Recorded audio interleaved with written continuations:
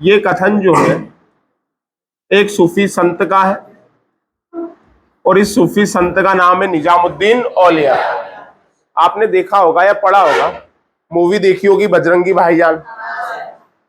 निजामुद्दीन औलिया की दरगाह कहां पे? दिल्ली में। निजामुद्दीन औलिया और गयासुद्दीन तुगलक की कुछ बनती नहीं थी। गयासुद्दीन तुगलक को यह लगता था कि जो निजामुद्दीन औलिया है ये मेरे बेटे को भड़काता है। किसके खिलाफ? मेरे खिलाफ। सोचना भी जायज है। जब पुत्र पिता से विपरीत व्यवहार करे तो पिता को ये लगेगा ही लगेगा कि यार मेरी संतान को कोई क्या कर रहा है, भड़का रहा है। लगना चाहिए या नहीं लगना चाहिए? लगना चाहिए। तो उन्हें ये लगता था कि मेरे पुत्र को ये क्या कर रहे हैं, भड़का रहे हैं। तो उन्होंने बंगाल के अभियान के दौरान निजामुद्दीन औलिया को संदेशा भेजा कि मैं आऊंगा और आपकी क्या करूंगा, हत्या करूंगा। लेकिन आपको पता है दिल्ली में प्रवेश करने से पहले ही उनका लड़का षड्यंत्र से उसको क्या करता है, निपटा देता है। तो वास्तव में ये कथन सही साबित हुआ, दिल्ली अभी दूर है। तो वैसे ही आप लोगों को कह रहा हूं, अरे खसक जाओ बेटा, कुर्सी के लिए क्या लड़ी। राहुल गांधी जी कुर्सी के लिए, नरेंद्र मोदी जी कुर्सी के लिए, लालू जी कुर्सी के लिए, और तुम भी कुर्सी के लिए। तुम भविष्य में मुख्यमंत्री बनोगी मध्य प्रदेश की, ठीक है। क्या रखा कांस्टेबल में, ये सब सैल्यूट करेंगे तुमको, ऐसा ऐसा कर क्या। अभी कुछ बुलवा देते मुझसे तो विवाद हो जाता। चलिए, तो मैंने ये कहा कि निजामुद्दीन औलिया का ये कथन जो है वो सही साबित हुआ और गयासुद्दीन तुगलक की क्या हो गई, मृत्यु। तो दिल्ली अभी दूर है, किसका कथन है, निजामुद्दीन औलिया।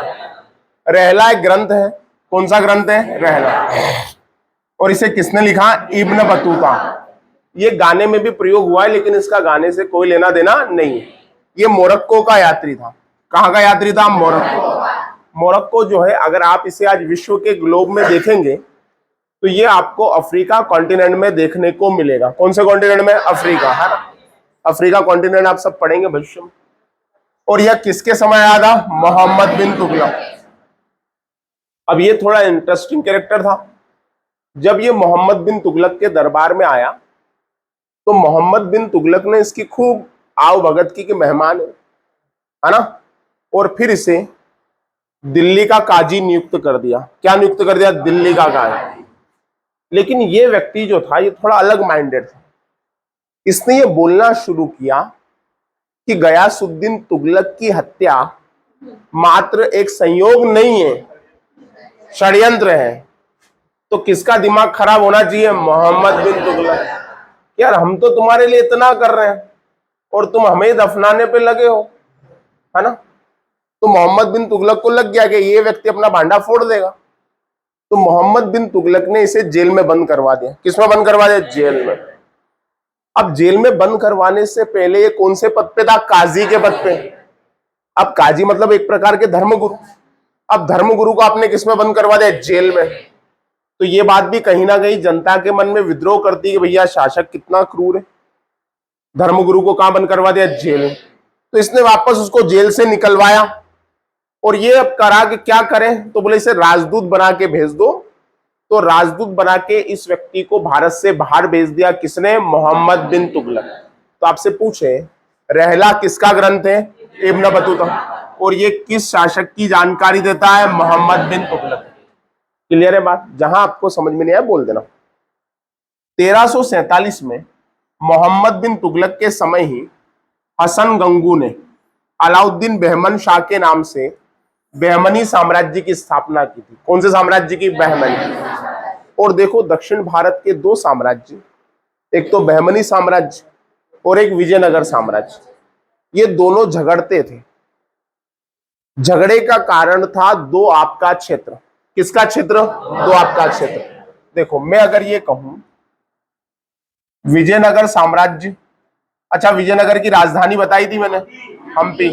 हम्पी किसकी राजधानी है? विजयनगर, है ना। और हम्पी कौन सी नदी के किनारे बसा है? तुंगभद्रा। आया ना, है ना। तो मैंने कहा ये हमारा विजयनगर साम्राज्य। कौन सा साम्राज्य? विजयनगर। ये हमारा विजयनगर। यहां पे कौन से आपका क्षेत्र, दोआब का क्षेत्र, कौन से आपका क्षेत्र, दोआब का क्षेत्र, ये दोआब का क्षेत्र, ये दो नदियां,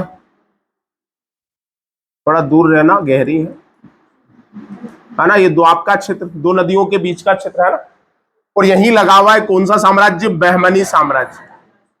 तो इस दोआब के क्षेत्र के लिए किसके बीच झगड़ा होता था, विजयनगर और बहमनी, क्योंकि दोआब का क्षेत्र क्या है, उपजाऊ, यहां से राजस्व क्या होगा, ज्यादा प्राप्त होगा। तो कोई भी शासक ये चाहेगा या नहीं चाहेगा कि ये क्षेत्र मेरे पास होना चाहिए, चाहेगा, क्योंकि ये किसमें वृद्धि कर रहा है, राजस्व में। तो राजस्व में वृद्धि करता है, तो दोआब के क्षेत्र को लेकर, किसके क्षेत्र को लेकर, दोआब के क्षेत्र को लेकर कौन से दो साम्राज्य झगड़ते थे, विजयनगर साम्राज्य और बहमनी साम्राज्य। इनके झगड़े का एक कारण और था, विजयनगर साम्राज्य एक हिंदू साम्राज्य था, कैसा साम्राज्य था, हिंदू साम्राज्य, और बहमनी साम्राज्य एक मुस्लिम साम्राज्य था। तो झगड़े के बेटे कितने कारण हो गए, दो, कितने कारण हो गए, दो, क्लियर बात। तो बहमनी साम्राज्य की स्थापना भी मोहम्मद बिन तुगलक के समय हुई। अदलाबाद का किला दिल्ली के पास, राय पिथौरा किला और जहां पना नगर किसके द्वारा बनवाए गए, मोहम्मद बिन तुगलक। और ये राय पिथौरा एक व्यक्ति की उपाधि भी रही है, पृथ्वीराज चौहान। पृथ्वीराज चौहान को भारतेश्वर और राय पिथौरा कहा गया, क्या कहा गया, राय पिथौरा। कौन से वंश का है, चौहान वंश का। गुड, चलिए आगे बढ़ते। अब जब मोहम्मद बिन तुगलक की मृत्यु हो गई तो उसका चचेरा भाई शासक बना फिरोज शाह तुगलक, और इसे इतिहास में दिल्ली सल्तनत का अकबर कहा जाता है। ये उपाधि इसे इतिहासकारों ने दी। किसने दिए, इतिहास, क्योंकि अकबर तो खुद मुगल काल का है। अगर मैं अकबर की बात करूं तो अकबर कौन से काल का है, मुगल काल। और सल्तनत काल के बाद कौन सा शासक आया, मुगल काल। ठीक है, देखो अकबर को कुछ लोग अच्छा मानते हैं, कुछ लोग बुरा मानते है ना, हो सकता है। अब आप ये देखते हैं कि अकबर ने कुछ अच्छे काम किए, इस कारण से उसे सभी शासकों में क्या माना जाता है, अच्छा माना जाता है। उसने सभी के साथ उदारता का व्यवहार किया, कैसा व्यवहार किया, उदारता का। ठीक, इसने जजिया कर समाप्त किया, कौन सा कर, जजिया कर। तीर्थ यात्रा कर समाप्त किया, दास प्रथा को समाप्त किया। तो हम ये देखते हैं कि अकबर का उदाहरण देते हैं कि अगर कोई मुस्लिम शासक होना चाहिए तो किसके जैसा होना चाहिए, अकबर जैसा। तो जैसे उदारता के काम अकबर ने किए, वैसे ही उदारता के काम कुछ किसने किए, फिरोज शाह तुगलक। किसने किया, फिरोज। इसने एक विभाग बनवाया था, दीवाने खैरात। कौन सा विभाग, दीवाने खैरात, जहां पर ये गरीब मुस्लिम वर्ग की लड़कियों के लिए शादी के लिए पैसा देता था। क्या देता था, पैसा देता। तो ये कुछ अच्छे काम थे, इसलिए इसे दिल्ली सल्तनत का क्या कहा गया, अकबर। जबकि अकबर इसके बाद हुआ है, तो इसे ये नाम किसने दिया, इतिहासकारों। यह दिल्ली सल्तनत का ऐसा शासक था जिसने 2 बार अपना क्या करवाया, राज्याभिषेक। देखिए 2 शासक मिलेंगे आपको जिन्होंने 2 बार अपना राज्याभिषेक करवाया। एक तो कौन है, फिरोज शाह तुगलक, और एक मिलेगा आपको मुगल काल में औरंगजेब। कौन मिलेगा, औरंगजेब। औरंगजेब ने भी कितनी बार राज्याभिषेक करवाया, 2 बार। औरंगजेब ने कितनी बार राज्याभिषेक करवाया, 2 बार। और फिरोज शाह तुगलक ने 2 बार। प्रश्न बनेगा, दिल्ली सल्तनत का ऐसा कौन सा शासक है जिसने 2 बार राज्याभिषेक करवाया, फिरोज शाह तुगलक। मुगल काल में कौन है, औरंगजेब। पहला इसका राज्याभिषेक ठट्टा में हुआ। यह ठट्टा कहां पे आता है, सिंध में, और यहीं पे मृत्यु हुई थी मोहम्मद बिन तुगलक की। और दूसरी बार राज्याभिषेक किसने करवाया, दिल्ली में। इसने तकाबी ऋण समाप्त किया।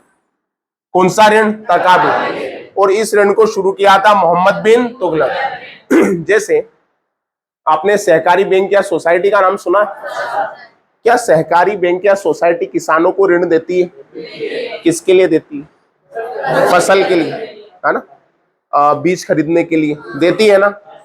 तो वैसा ही ऋण किसानों के लिए अगर किसी ने शुरू किया था तो वो किसने शुरू किया था? मोहम्मद बिन तुगलक ने, किसानों के लिए बीज खरीदने के लिए। तो एक प्रकार से किसानों के लिए ये ऋण शुरू किया गया था। एक और चीज देखिए कि सल्तनत काल में, सल्तनत काल का मतलब तो अब समझ में आता है ना। सल्तनत काल में किसानों की सबसे ज्यादा भलाई, किसकी सबसे ज्यादा भलाई? किसानों, किसानों की सबसे ज्यादा भलाई अगर किसी वंश ने की है तो कौन से वंश ने की है? तुगलक वंश। नहरें बनवाई, तुगलक वंश। अमीरे कोई विभाग बनवाया, तुगलक वंश, है ना। तकाबी ऋण प्रारंभ किया, तुगलक वंश। तो आपसे कहा जाएगा कि दिल्ली सल्तनत में किस वंश ने किसानों के लिए सबसे ज्यादा काम किए? तो आप कहेंगे कौन सा वंश है? तुगलक वंश। बात समझ में आ गया? तकाबी ऋण समझ में आ गया? शुरू किया था मोहम्मद बिन तुगलक, समाप्त किया फिरोज शाह। तारीख फिरोज शाही किसके द्वारा लिखित है? जियाउद्दीन बर्नी। और तारीख फिरोज शाही में सीधी सी बात है, किसका उल्लेख मिलेगा? फिरोज शाह तुगलक का। किसका उल्लेख मिलेगा? फिरोज शाह तुगलक, है ना। एक आध किताब आपसे किसी ना किसी के पेपर में पूछी जा सकती है। फिर हम देखें, इसने एक सिंचाई शर्ब शुरू किया और इसे कहा गया आबे शर्ब। इसे शर्ब कर भी कहा जाता है। कैसा कर? शर्ब कर।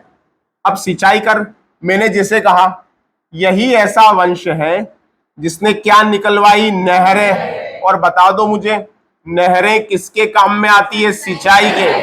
नहरें किसके काम में आती है? सिंचाई के। नहरें सिंचाई का साधन है, कुएं सिंचाई का साधन है, नलकूप सिंचाई का साधन है, तालाब सिंचाई का साधन है। अच्छा, हमारा जो राज्य है कौन सा? मध्य प्रदेश में अगर मैं बात करूं, मध्य प्रदेश में सर्वाधिक सिंचाई, बोलो, सर्वाधिक सिंचाई किससे होती है? कुएं और नलकूप, है ना। सर्वाधिक सिंचाई बालाघाट में सिंचाई किससे होती है? ज्यादातर तालाब से। तो हमारे यहाँ तो कुएं और नलकूप है। उत्तर प्रदेश में क्या है? नहरें। उत्तर प्रदेश में सर्वाधिक सिंचाई किससे होती है? नहरों से। तो जैसा मैंने कहा कि तुगलक वंश ने क्या बनवाई? नहरें। तो इन्होंने कौन सा कर वसूल कर दिया? सिंचाई कर। अच्छा, हमारे यहाँ भी जहां नहरें हैं तो क्या फ्री में उसका उपयोग कर सकते हो? नहीं कर सकते ना। उसके लिए शायद एक निश्चित रकम आपको क्या करनी पड़ती है? जमा करनी पड़ती है। क्लियर है बात? तो इसने भी सिंचाई शर्त शुरू किया। इतलाक प्रथा भी किसने शुरू की? इसी ने। ये भी भूमि की एक प्रथा थी जो फिरोज शाह तुगलक ने क्या की थी? शुरू की थी। फिर इसने दीवाने बंदगान विभाग बनाया। कौन से विभाग? दीवाने बंदगान। ये जो है दासों का विभाग था। किसका विभाग था? दासों का। दास मतलब गुलाम। और गुलामों की प्रथा, दासों की प्रथा को समाप्त किया था अकबर ने। तो मैं आपसे ये कह रहा हूं कि फिरोज शाह तुगलक ने एक विभाग बनाया था जिसका नाम था दीवाने बंदगान। क्या नाम था? दीवाने बंद। देखो कैसे बनाए जाते थे दास। जैसे इन्होंने किसी और रियासत पर या किसी साम्राज्य पर क्या किया? आक्रमण किया, वहां लूटपाट की, और कुछ लोगों को, गरीब तबके के जो लोग थे उनको क्या बना लिया? बंदी बना लिया। और बंदी बना के क्या बना लिया? उनको दास बना लिया। तो इन्होंने, फिरोज शाह तुगलक ने गुलामों का एक विभाग बनाया था और इसे कहा गया था दीवाने बंदगान। दीवाने बंदगान किसका विभाग था? दासों का। दास मतलब गुलाम। और दास प्रथा को समाप्त किसने किया? अकबर ने। इसी ने क्या बनाया था? दीवाने खेरा। अभी थोड़ी देर पहले कहा था मैंने। और इससे ये क्या दिया करता था? दान दिया करता था। क्या किया करता? दान दिया करता था। इसी ने लोक निर्माण विभाग, कौन सा विभाग? लोक निर्माण। इसी को बोलते हैं पीडब्ल्यूडी। क्या बोलते हैं? पीडब्ल्यूडी। इसी ने एक विभाग की स्थापना की थी। इसको क्या कहा जाता है? लोक निर्माण विभाग। अब देखो, इसके द्वारा कुछ नगर भी बसाए गए। इसने अपने भाई की याद में जौनपुर बसाया। जौनपुर को किसने बसाया? फिरोज शाह तुगलक। और जौनपुर इसने अपने भाई की याद में बसाया। कौन? मोहम्मद बिन तुगलक। मोहम्मद बिन तुगलक की याद में। मोहम्मद बिन तुगलक की याद में कौन सा नगर बसाया? जौनपुर। और आप देखोगे कि बाद में इसी जौनपुर में मलिक सरवर जो है वो शर्की वंश की स्थापना करेगा। कौन सी वंश की? शर्की। आपने भारत में एक मस्जिद का नाम सुना होगा, अटाला मस्जिद। कौन सी मस्जिद? अटाला मस्जिद। ये कहां पर है? जौनपुर। कई एग्जामों में आया हुआ प्रश्न है, अटाला मस्जिद कहां पर है? जौनपुर में। तो जौनपुर वही है, मोहम्मद बिन तुगलक की याद में बसाया। किसने बसाया? फिरोज शाह ने। किसी ने किसको बसाया? हिसार, हरियाणा में आता है ना। इसी ने फतेहाबाद को बसाया और इसी ने फिरोजपुर को बसाया।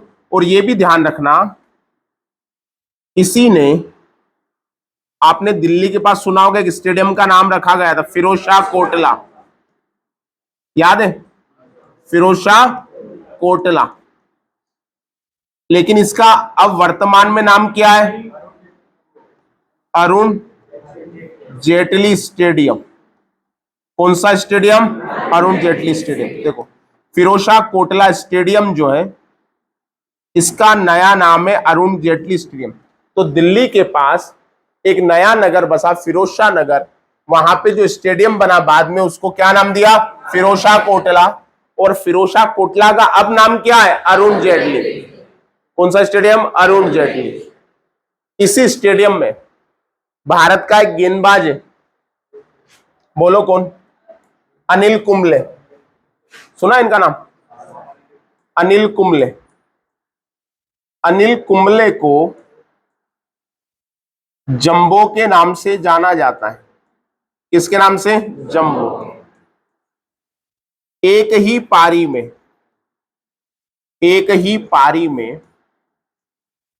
10 विकेट लेने वाले विश्व के कौन से गेंदबाज? विश्व के दूसरे गेंदबाज हैं। और एक ही पारी में मतलब मैं वनडे की बात कर रहा हूं या टेस्ट की है ना। और अब तक ये कारनामा 3 बार हुआ है। कितनी बार? 3 बार।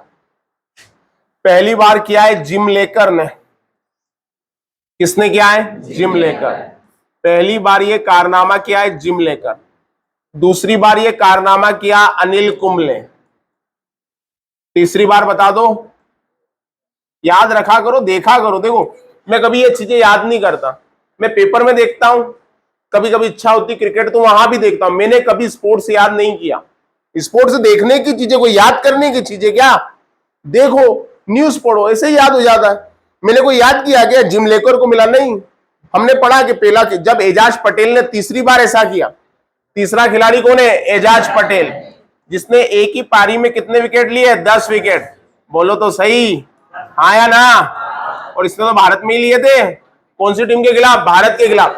तो टेस्ट क्रिकेट में एक ही पारी में 10 विकेट लेने वाले कितने खिलाड़ी? 3। जिम लेकर, अनिल कुंबले, एजाज। ये लग रहा भारतीय, लेकिन किसके लिए खेलता है? न्यूजीलैंड के। क्लियर है? तो इसी फिरोज शाह कोटला के मैदान पे पाकिस्तान के विरुद्ध अनिल कुंबले ने 10 विकेट लिए थे। इतनी चर्चा इसलिए की क्योंकि व्यापम का कोई भरोसा नहीं, वो क्या पूछ ले। तो अब इसका नाम क्या है? अरुण जेटली स्टेडियम। बढ़े आगे। इसके समय 4 प्रकार के टैक्स थे। कितने प्रकार के? 4, है ना। कितने प्रकार के? 4। जजिया, जकात, खुम्स और खराज। जजिया, जकात, खुम्स, खराज। अब देखिए, खुम्स कर क्या होता है? जब शासक किसी और रियासत पर या किसी और शासक पे क्या करता है? आक्रमण करता है, तो वहां का खजाना लूटेगा या नहीं लूटेगा? लूटेगा, आया ना। तो लूटे हुए खजाने में राजा का हिस्सा। लूटे हुए खजाने में किसका हिस्सा? राजा का। ये कौन सा कर कहलाता है? खुम्स कर। कौन सा कर? खुम्स कर। जैसे आप और मैं कहीं भ्रमण पे गए, है ना, और लोग समोसे लूट रहे थे, तो मैंने कहा तुम भी लूटो। तो तुमने भी लूट लिए समोसे, 100 समोसे तुम्हारे हाथ में आए। कितने आए? 100। अब मैं तो गया नहीं, मैं तो खड़ा था। फिर तुमने जो लूटा है क्या पूरा तुम रखोगे? नहीं। तुम में से कोई कहेगा यार 20 तो सर को दो, तो वो खुम्स है। वो कैसा करे? खुम्स है। तो लूटे हुए खजाने में राजा का जो हिस्सा होता था उसको कौन सा कर कहा जाता था? खुम्स कर। क्या मेरी बात समझ में आ गई? प्रश्न क्या बन सकता है? प्रश्न ये बन सकता है, लूटे हुए खजाने में जो राजा का हिस्सा होता था उसे कौन सा कर कहा जाता है? खुम्स कर। याद रहेगा। चलिए, जजिया बहुत चर्चित। जजिया कर क्या है देखिए। उस समय माहौल अलग था, हाँ या ना?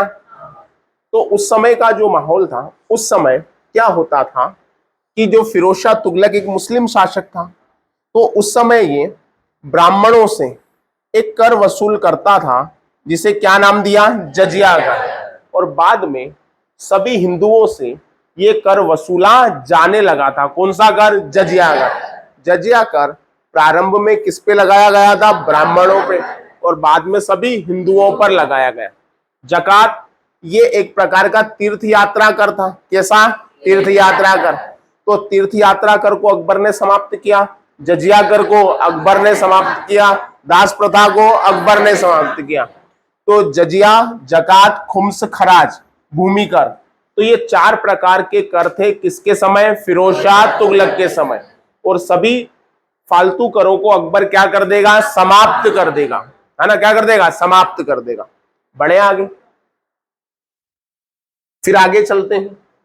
इसने शंशगनी सिक्का चला। ये क्या है? सिक्का। और ये सिक्का किसका है? चांदी का। जैसे हमने देखा था चांदी का टका किसने चलाया था? इल्तुतमिश ने। तांबे का जितल किसने? इल्तुतमिश। तो फिरोज शाह तुगलक का जो सिक्का था इसे शंशगनी कहा जाता था, और ये सिक्का किसका था? चांदी का। इसने और 2 सिक्के चलाए थे, आधा आधा आधा भी बोलते हैं इसको, आधा और बिग, इसको आधा भी बोलते हैं, है ना?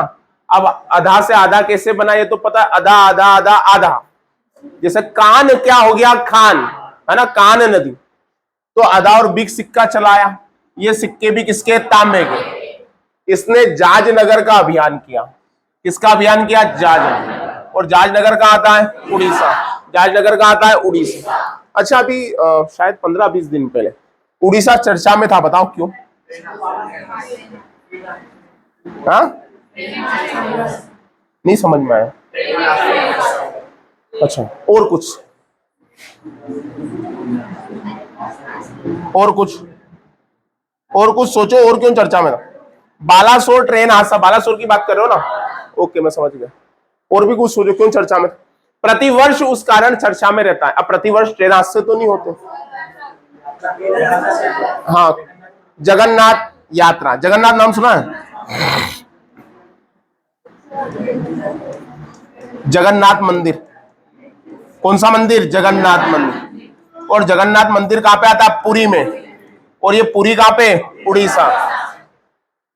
देखो, जगन्नाथ मंदिर जो है उड़ीसा में है, और ये मंदिर भगवान श्री कृष्ण को समर्पित है। और यहाँ पे रथ यात्रा होती है, जो यहाँ का सबसे बड़ा क्या है? उत्सव है। और यहाँ पे रथ यात्रा में 3 रथ होते हैं, है ना? एक भगवान जगन्नाथ का जो कृष्ण के रूप में विराजमान है, एक सुभद्रा का जो कृष्ण जी की बहन है, और एक बलभद्र का जो बलराम के स्वरूप है। और ऐसा माना जाता है, ऐसा है कि जब द्वापर युग में, एक स्टोरी सुना रहा हूं, आप ध्यान रखिएगा, ऐसा कहा जाता है कि द्वापर युग में, क्योंकि मैंने स्टोरी वाले प्रश्न भी व्यापम में देखे हैं। कैसे प्रश्न? स्टोरी वाले प्रश्न।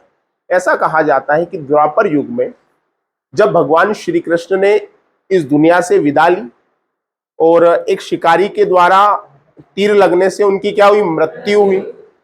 तो जब उनके शरीर को बर्न किया गया, जलाया गया, तो उनका हार्ट बर्न नहीं हुआ, है ना? तो उसे समुद्र में क्या कर दिया? प्रवाहित कर दिया, है ना? क्या कर दिया? प्रवाहित कर दिया। तो बहते हुए कहां पे आया गया? वो उड़ीसा।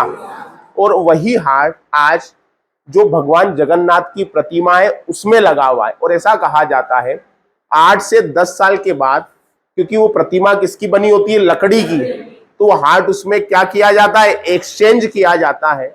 और जो पुजारी उसको एक्सचेंज करते हैं उनको भी उसे देखने की अनुमति नहीं है। पर पुजारी ऐसा बताते हैं कि जब एक मूर्ति से दूसरी मूर्ति में वो चीज ट्रांसफर करते हैं तो उन्हें बहुत ही पावरफुल उसकी अनुभूति होती है। तो भगवान जगन्नाथ की, बलभद्र की, सुभद्रा की जो प्रतिमाएं बनी है वो प्रतिमाएं किसकी हैं? लकड़ी की है। तो ये जगन्नाथ मंदिर भगवान श्री कृष्ण को समर्पित है। ऐसा कहा जाता है कि इस जगह समर्पित है। यहां पर आक्रमण किया था फिरोज शाह तुगलक ने। किसने आक्रमण किया था? फिरोज शाह तुगलक। तो आपसे कहा जाएगा जगन्नाथ मंदिर पर आक्रमण करने वाला शासक कौन था? फिरोज शाह तुगलक। आ गई बात समझ में? इसने ही नागरकोट हिमाचल पर क्या किया था? आक्रमण। और यहाँ पे सबसे प्रमुख मंदिर पर आक्रमण किया था और ये मंदिर है ज्वाला देवी का। कौन सा मंदिर है? ज्वाला देवी। क्लियर? इस वंश का अंतिम शासक था नासिरुद्दीन महमूद तुगलक, है ना। इसे नासिरुद्दीन महमूद शाह तुगलक कहा जाता है। क्लियर? अब देखो इसके समय एक व्यक्ति आक्रमण करता है तैमूरलंग। कौन आक्रमण करता है? तैमूरलंग। और ये आक्रमण करता है 1398 में। अब तैमूरलंग बात आती है कहां से आता है? तो तैमूरलंग आता है समरकंद से। कहां से आता है? समरकंद कहां पर है? उज्बेकिस्तान। कहां पर है? पश्चिम एशिया के जब आप देश देखेंगे, संतोष कौन से एशिया के? पश्चिम में। तो उज्बेकिस्तान की राजधानी क्या है? क्या राजधानी है? ताशकंद। तो वहीं पे आता है समरकंद, है ना। और देखो इन्होंने किसकी कहानियां सुनी है? मोहम्मद बिन कासिम की, गजनवी की, गौरी की। मैंने पहले भी बताया था आपको कि इन्होंने यहां से क्या लूटा है? खजाना।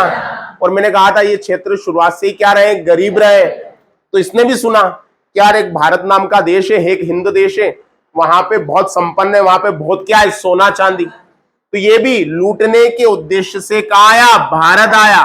और समरकंद का शासक है। समरकंद कहां पे आता है? उज्बेकिस्तान। और उज्बेकिस्तान की कैपिटल क्या है? ताशकंद। अच्छा तो बता दो, पिछली बार कांस्टेबल में एक पेपर में पूछ लिया था कि ताशकंद समझौता कब हुआ? बोल दो यार। 1966।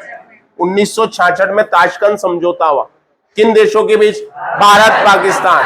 और समझौते के अगले दिन किसकी मृत्यु हो गई? लाल बहादुर शास्त्री। 10 जनवरी 1966 को समझौता हुआ। 11 जनवरी 1966 को लाल बहादुर शास्त्री अपने कमरे में मृत पाए गए। भारत के एकमात्र प्रधानमंत्री जिनकी मृत्यु भारत के बाहर हुई कौन है? लाल बहादुर शास्त्री। भारत के दूसरे प्रधानमंत्री कौन? लाल बहादुर शास्त्री। भारत के दूसरे प्रधानमंत्री थे। कितने प्रधानमंत्री? दूसरे। और जब आप लाल बहादुर शास्त्री को पढ़ोगे तो आप देखोगे, आपने उनके बारे में सुना होगा कि उन्होंने कार ली थी, एम्बेसडर कार चलती थी उस समय। तो उसके लिए उन्होंने पंजाब नेशनल बैंक से लोन लिया था। कौन से बैंक से? Punjab national bank. कितने ईमानदार नेता हुआ करते, लोन लिया था। आजकल तो सरपंच को लोन लेने की जरूरत ही नहीं पड़ती, स्कॉर्पियो से नीचे ही बात नहीं करता और लिखा लेता है कि सरपंच, सांसद प्रतिनिधि, विधायक प्रतिनिधि। लोन लेने की जरूरत ही नहीं पड़ती। मैं भी सोच रहा हूं कोई पीए बना ले तो अच्छा है, पर मौका लग नहीं रहा है। चलिए, तो समरकंद का शासक था और इसने आक्रमण किया था उस समय नासिरुद्दीन महमूद शाह तुगलक। इसका प्रधानमंत्री था मल्लू इकबाल। इसका जो प्रधानमंत्री था ना, वो था मल्लू इकबाल। कौन था? मल्लू इकबाल। मल्लू इकबाल। अब एक बात मेरी बात सुनना, कमजोर शासक जो रहेगा वो क्या हर क्षेत्र में ध्यान दे पाएगा? नहीं देगा। इसके प्रधानमंत्री ने इसको सचेत किया कि खतरा हमारी ओर बढ़ रहा है, लेकिन ये कमजोर था। और कमजोर जो रहते हैं विलासी भी रहते हैं। क्या रहते हैं? विलासी। अगर आपको आलस आता है ना, क्या आता है? आलस। तो समझ लो आप जीवन में कुछ नहीं कर पाओगे।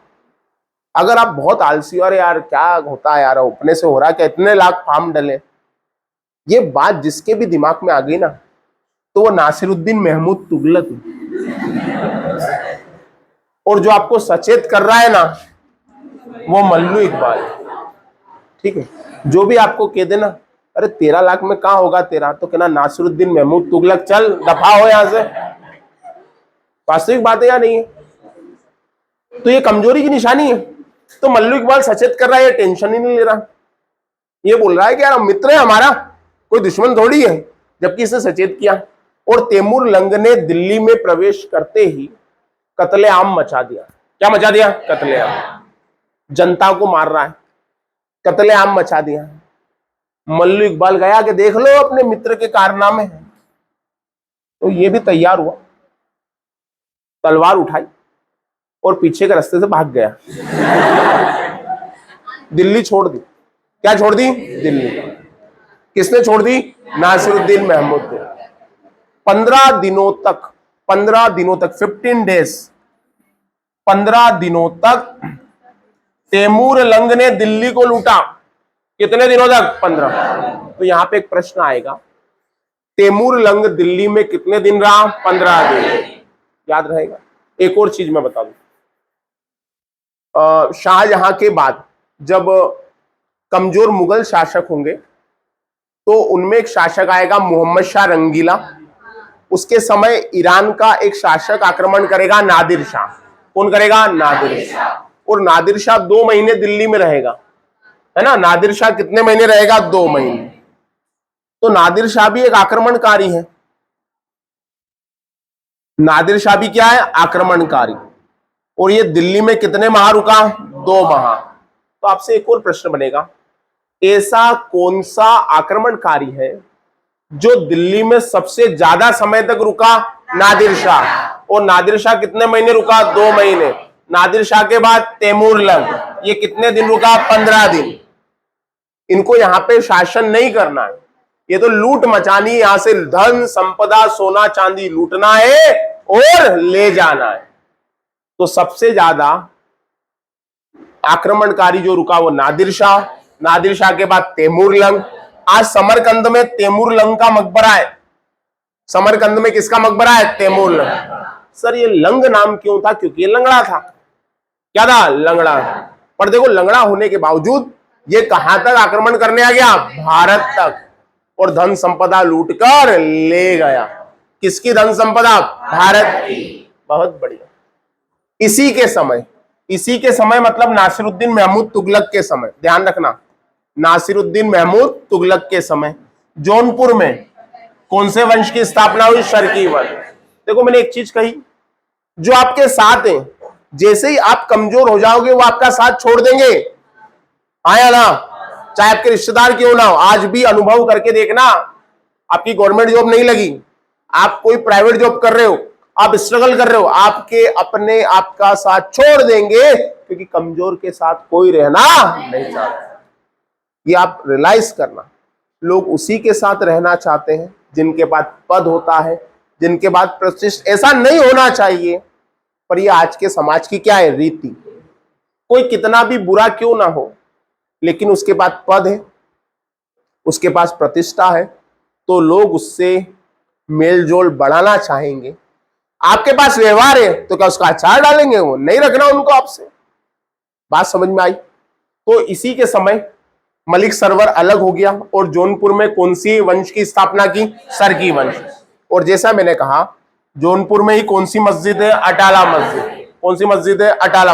ये क्वेश्चन रेलवे में कई बार आया है, ये क्वेश्चन एसएससी में कई बार आया है, ये क्वेश्चन व्यापम में भी कई बार आया। आगे देखते हैं। नासिरुद्दीन महमूद इस वंश का अंतिम शासक था। इसी के साथ तुगलक वंश की क्या हो गई? समाप्ति। और जैसा मैंने बताया था, 1320 से कब से कब तक बेटा? 1414 तक कौन से वंश का शासन था? तुगलक वंश का। कौन से वंश का? तुगलक। दिल्ली सल्तनत में सबसे लंबा शासन तुगलक वंश, सबसे कम शासक खिलजी वंश। क्लियर? अब जरा याद कर लो, ऐबक शासक बना, ऐबक के बाद इल्तुतमिश बना। उंगलियों पे गिनना है, याद थोड़ी रखा, उंगलियों पे। इल्तुतमिश क्या? बलवन। ये तीनों क्या थे? गुलाम। फिर कौन आया? खिलजी। फिर कौन आया? तुगलक। सबसे लंबे समय। और तुगलक वंश जब समाप्त हुआ तो एक और वंश स्थापित हुआ। कौन सा? सैयद वंश। और सैयद वंश ने शासन किया 1414 से 1451 तक। 1414 से 1451 तक, है ना, ये शासन हुआ। और ये जो सैयद वंश था, इसका संस्थापक था खिज्र खां, और ये खिज्र खां जो है ये तैमूर लंग के साथ आया था। किसके साथ आया था? तैमूर लंग के साथ। कई बार ये क्वेश्चन आया है कि सैयद वंश का संस्थापक कौन है और इसके संस्थापक ने कौन सी उपाधि धारण की? रैयत आला। कौन सी उपाधि? रैयत आला। क्लियर? ये उपाधि इसने धारण की। ये तैमूर लंग के साथ आया। तैमूर लंग जब लौटा तो इसे कुछ इलाकों की सूबेदारी दे गया। इस वंश की जानकारी हमको केवल एक किताब में मिलती है, कौन सी? तारीख मुबारक शाही। तारीख मुबारक शाही कौन से वंश की जानकारी देता है? सैयद। आपने पढ़ने का तरीका आप इतिहास पढ़ते हो, सैयद वंश की जानकारी, अरे यार पढ़ा नहीं जाना, क्वेश्चन बना रहा। आप पढ़ते हो उसका क्वेश्चन बनाओ। सैयद वंश की स्थापना किसने की? खिज्र खां। खिज्र खां की उपाधि क्या थी? रैयत आला। अब तुम उस मरे हुए को और मार रहे हो तो कहां से इंटरेस्ट पैदा होगा? आप जब इतिहास पढ़ते हो, 4 लाइनें पढ़ो, चारों बार उसका क्वेश्चन बनाओ। क्वेश्चन बनाओगे तो जिज्ञासा पैदा होगी। अब तुम बनाते ही नहीं हो। इतिहास मतलब साक्ष्य, एक ऐसा विज्ञान जो किस पर आधारित है? साक्ष्य पर। अच्छा, इतिहास में कोई बात झूठी है क्या? नहीं है। तो आपको जो आपका साक्ष्य बता रहा है, आप उससे पूछो ना कि कौन है तू, तो वो चिल्ला चिल्ला के बताएगा, पर तुम पूछते ही नहीं हो। एक और चीज, कई लोग लेट के इतिहास पढ़ते हैं तो वो दूसरे दिन नींद खुलती है। इतिहास पढ़ो तो सजग होके पढ़ो। 4 लाइन पढ़ रहे हो तो उसका क्वेश्चन बनाओ ना। फायदा क्या होगा पता है? आपको याद होगा। क्या होगा? याद होगा। 10 लाइनें पढ़ो, उसी टाइम उसके क्वेश्चन बनाओ। क्वेश्चन बनाओगे तो याद भी रहेगा और इतिहास समझने में कभी दिक्कत भी नहीं आएगी। चलिए अब देखो, खिज्र खां ने तैमूर और उसके पुत्र शाहरुख का नाम सिक्कों पर अंकित करवाया। क्यों करवाया? क्योंकि वो अभी भी अपने आप को शासक नहीं मानता था। वो मानता था कि मैं तो तैमूर के प्रतिनिधि के रूप में शासन कर रहा हूं। किसके रूप में? तैमूर के प्रतिनिधि। अगर वो अपने आप को शासक मानता तो अपना नाम लिखवाता या नहीं लिखवाता? लिखवाता। अपने बच्चों का नाम लिखवाता या नहीं लिखवाता? लिखवाता। हाँ या ना? देखो, रामलाल एक नौकर है ना? उसके जो मालिक है वर्मा जी, उन्होंने उसको मकान दिया कि तुम रामू इस मकान में रहना अपने परिवार के साथ और काम चलाना, मैं तो लंदन जा रहा हूं। कहां जा रहा हूं? लंदन, है ना? अब या तो ये तो रामू के ऊपर है कि धीरे धीरे उस मकान पे क्या कर ले? कब्जा कर ले, और 2 नंबर से मकान क्या कर ले? अपने नाम करवा ले। हाँ या ना? या उस मकान की जानकारी समय समय पर लंदन अपने मालिक को क्या करता रहे? देता रहे। ये तो रामलाल जी के ऊपर है ना, रामू काका के ऊपर निर्भर है ना। तो मैं ये कह रहा हूं आपसे कि इसने अपने आप को किसका प्रतिनिधि माना? तैमूर लंग का। और उसका और उसके पुत्र का नाम किस पे अंकित करवाया? सिक्कों पर। क्योंकि अगर ये खुद को शासक मानता तो खुद का नाम करवाता या नहीं करवाता? करवाता। अब देखो, इसी वंश में ज्यादा कुछ भी नहीं है। इस वंश का एक शासक हुआ मुबारक शाह, और मुबारक शाह के ऊपर क्या लिखी? तारीख मुबारक शाही। और किसने लिखी? अहमद सरहिंदी। ठीक।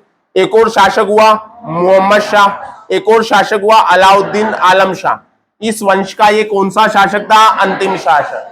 और इसके साथ कौन सा वंश समाप्त? सैयद वंश। कल हम पढ़ेंगे लोधी वंश। कौन सा वंश? लोधी वंश। 3 लेक्चर में मैं आपका इतिहास कांस्टेबल लेवल पूरा कर दूंगा। 3 से 4 लेक्चर में मैं आपको वही तथ्य दे रहा हूं जो कांस्टेबल के लिए महत्वपूर्ण है, जो आने की संभावना है पिछले पेपर के आधार पर। आपको केवल पीडीएफ अच्छे से पढ़नी है। जिससे पढ़ा नहीं जाए तो नासिरुद्दीन महमूद शाह तुगलक बनूं, मुझे कोई आपत्ति नहीं। पीडीएफ तो आपको पढ़नी पड़ेगी। कम समय में आपको ज्यादा मटेरियल इसीलिए दिया जा रहा है कि आप पढ़ें। और दूसरी चीज, सर कांस्टेबल के लिए इतना पढ़ना, अब कांस्टेबल के लिए पूछ ही इतना रहा है तो इतना तो पढ़ना ही पड़ेगा। बदलते दौर में कंपटीशन बढ़ रहा है। कंपटीशन बढ़ने के साथ साथ परीक्षक की भी मजबूरी है कि वो नए नए क्वेश्चन आपको क्या कर रहा है? दे रहा है।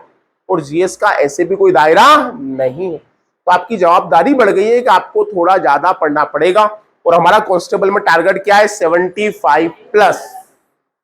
75 प्लस हमको कांस्टेबल में लाने हैं। अब ये बात अपने आप को 10 बार बोला करो दिन में कि लाने ही है, और मैं लाके रहूंगा और डेली जो टारगेट मिल रहा है वो करूंगा। ठीक है, कर सकते हो तो इसी बार कर लो। अगली पुलिस की भर्ती 2026-25 में ही आएगी। क्योंकि सरकार क्या होता है, एक बार चुनाव हो जाता है सरकार थोड़ी रिलैक्स हो जाती है। और सरकार पर कोई दबाव थोड़ी है कि हर बार भर्ती करे, नहीं है। तो क्या होता है, अगली भर्ती में समय ज्यादा है, आप अभी तैयारी कर लो। समय एक जैसा किसी का भी नहीं रहता, रहता है क्या, नहीं।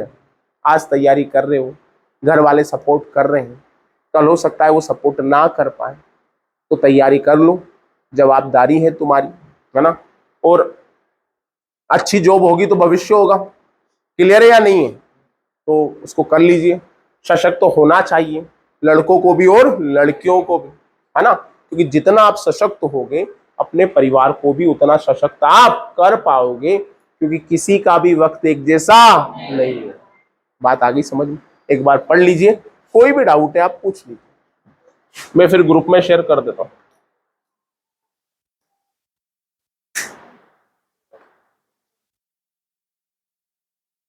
मैंने ग्रुप में एक लिंक भेजी है, वो चैनल कौन सी भेजी है, पटवारी की, हाँ उसको सब्सक्राइब कर लो, कर लिया, गुड, ठीक है।